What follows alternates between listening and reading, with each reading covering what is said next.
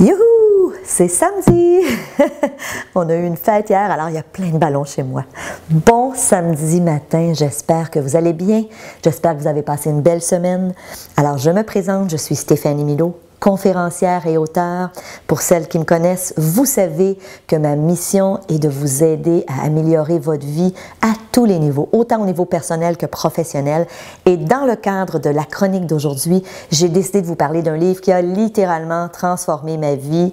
Et c'est le livre « Père riche, Père pauvre » de l'auteur Robert Kiyosaki. Alors peut-être l'avez-vous déjà lu, peut-être que non. Alors, qu'est-ce que c'est ce livre-là? Ben, c'est un livre qui parle d'indépendance financière. Comment atteindre l'autonomie financière?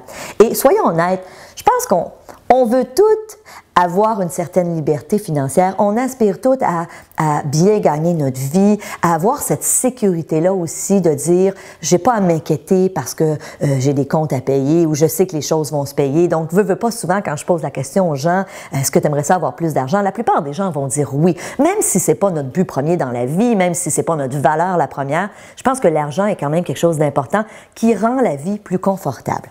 Dans ce livre-là, Robert Kiyosaki donne évidemment des outils pour atteindre l'indépendance financière, mais ce qui est super intéressant, c'est qu'il parle de son enfance et il explique que lorsqu'il était jeune, il a été élevé par deux pères, d'où le titre « Père riche, Père pauvre ». Alors, il y a son père biologique qui était directeur de l'Université d'Hawaï. Robert Kiyosaki a grandi à Hawaï. Son père biologique lui disait toujours depuis qu'il était tout petit, « Robert, va te trouver un emploi, trouve-toi un emploi stable, reste là toute ta vie et va te chercher un fonds de pension. » Alors, c'était la façon de voir de son père, c'est ce que lui avait fait.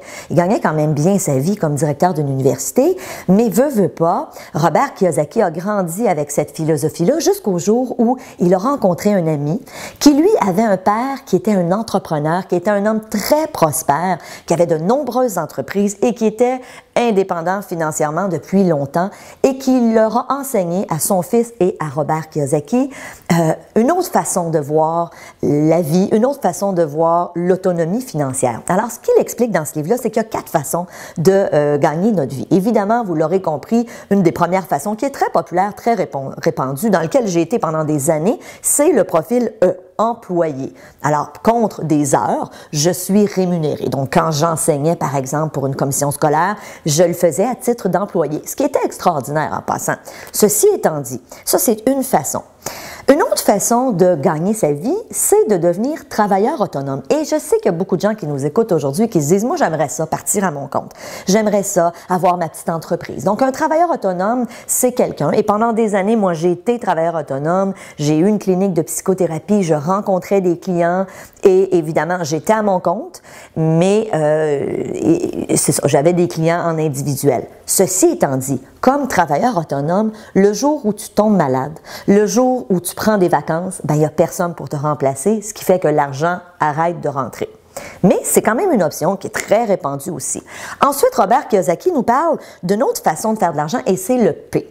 Donc, évidemment, lorsqu'on arrive alors on a le côté gauche du cadran qui est les employés et les travailleurs autonomes et on a ensuite le côté droit qui est ce qu'on appelle le P, propriétaire d'entreprise. Donc, c'est le but de ça est de bâtir une entreprise qui, éventuellement, si tu t'en vas en vacances, ben, il y a des employés qui seront là, il y a des gens qui vont continuer à faire rouler ton entreprise. Donc, il explique comment partir en affaires. Et évidemment, c'est pas pour tout le monde et c'est correct, mais c'est une option. Et finalement, on a ce qu'on appelle le I, qui est l'investisseur. Donc, évidemment, des façons d'investir. Pour certains, ça va être la bourse. Il y en a qui ont peur de la bourse. Pour certains, ça va être l'immobilier. Donc, c'est une façon de gagner de l'argent en investissant. Donc, c'est le propos du livre. C'est super intéressant. Moi, je peux vous dire, je l'ai suggéré lorsque j'enseignais au HEC. Pendant des années, j'arrivais dans le cadre de mes cours et je le suggérais à mes élèves en leur disant, si j'avais lu ça à 18 ans, mon Dieu, que j'aurais été reconnaissante envers la personne qui m'aurait proposé de lire ce livre-là. Et évidemment, si vous m'écoutez aujourd'hui et que vous êtes dans la jeune vingtaine, allez vous chercher ce livre-là. Si vous avez déjà des enfants, des ados même, et que vous dites, j'aimerais ça, juste leur ouvrir l'esprit. Simplement de faire des choix. C'est correct si on veut être employé. Je l'ai fait pendant des années.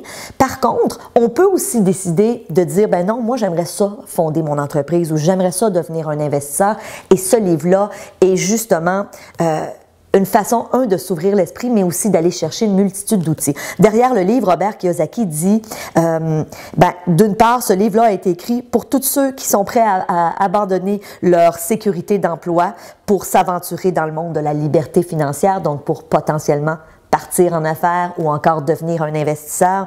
Et il dit, est-ce que vous vous êtes déjà posé la question, pourquoi certains investisseurs font de l'argent en risquant très peu, alors que la majorité des employés travaillent toute leur vie et passent d'un emploi à l'autre. Vous savez qu'il y a une étude qui a été faite. Les jeunes actuellement qui sont au secondaire, au cours de leur vie professionnelle, vont faire en moyenne 7 emplois. Alors, le marché a évolué, la vie a changé. Dans le temps de mon père qui me disait à moi aussi, Stéphanie, va te trouver une bonne job puis reste là toute ta vie. Mon père a travaillé toute sa vie au même endroit. Aujourd'hui, c'est différent, la réalité est différente. Alors, si ça vous intéresse, je vous invite à vous procurer ce super livre. En attendant, c'est samedi, profitez de la vie, prenez un bon café, un thé vert, une tisane. Alors moi, je vous souhaite une belle fin de semaine. Ça, c'est une tasse que j'ai fait moi-même, et oui, je suis allée au Café Céramique. Alors, on voit ici que je n'ai pas beaucoup de talent artistique, mais je l'ai fait avec amour.